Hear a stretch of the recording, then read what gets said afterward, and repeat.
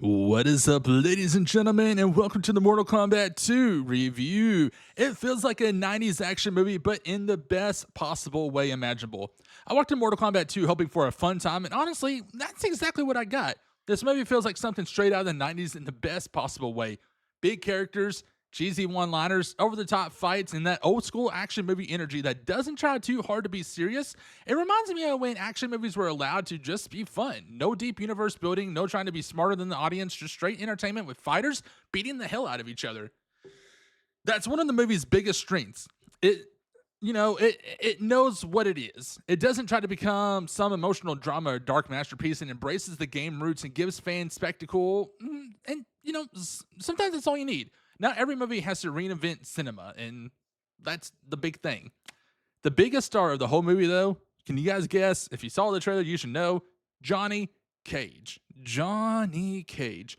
No question. Every time he's on screen, he steals the show. He brings the swagger, the jokes, and that fan favorite energy people wanted. He's the kind of character that reminds you why Mortal Kombat works when it embraces personality instead of just nonstop fighting. Johnny Cage has always been one of those characters who can either be annoying or iconic, depending on how he's written, and here they got it right. He adds life to every scene and gives the movie some humor when it absolutely needs it.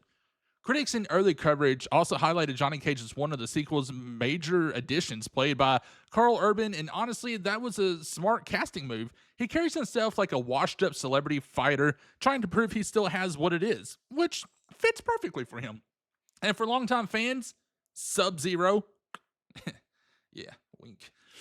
I won't spoil anything, but if you know the games, you'll probably be smiling. Scorpion also brings that same badass presence whenever he shows up. Those two characters always bring the hype, and this movie knows it. Whether either one appears, the energy changes instantly, and that's what icons do. Shao Kahn, though, man, let's talk about Shao Kahn. He looked intimidating and felt like a legit threat. That's important because a villain like him has to feel larger than life. If Shao Kahn doesn't feel dangerous, the whole movie absolutely falls apart.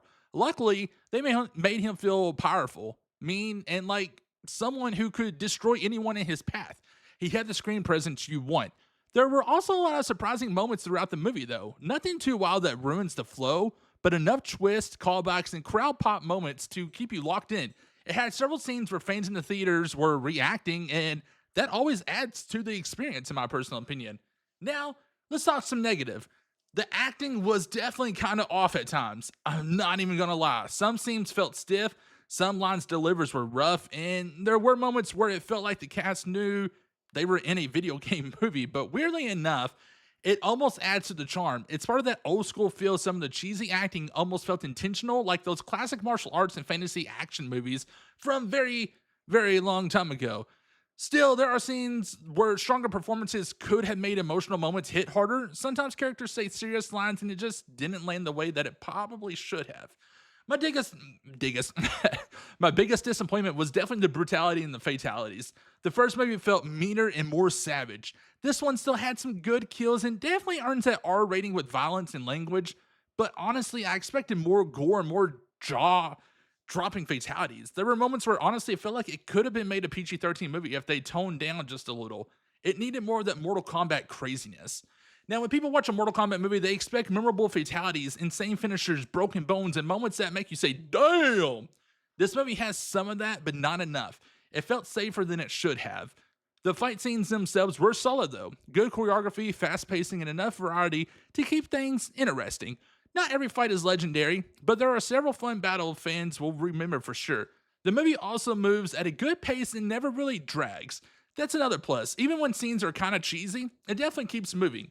Visually, the costumes and character designs were strong too.